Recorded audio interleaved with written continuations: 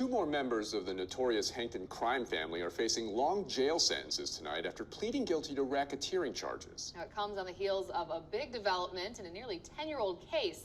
Federal investigators say it was Telly Hankton, not Michael Anderson, who gunned down 5 teens in Central City. Rachel Wolf joins us now with more on what this means for the case. Well, over the phone, Mona Lisa Hunter says the wound has been reopened. She doesn't trust the system and wants to know why all of this is coming to light 10 years after her son's murder. Already serving a life sentence for murder, Telly Hankton is awaiting trial on federal charges for that killing as well as 2 others. For years, many also suspected Hankton was behind the murder of 5 teenagers on Josephine Street, but it was Michael Anderson who was ultimately charged. Now, after recent court filings by the U.S. Attorney's Office, a surprise twist.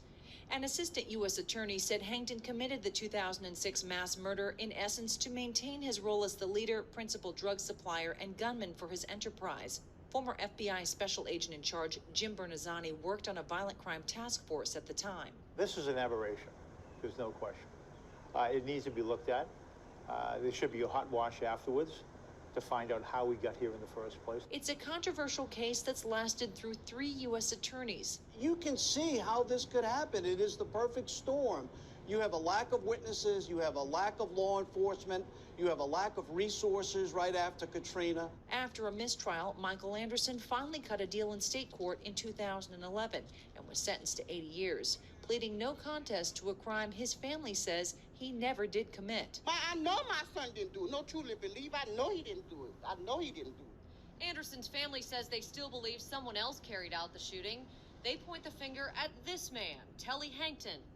Everybody know who did it. The DA know who did it. The family know who did it. Everybody know who did it. Despite these new revelations, Anderson's state conviction will not be thrown out, and he will remain in a federal jail serving a life sentence after pleading guilty to running a drug ring and other crimes.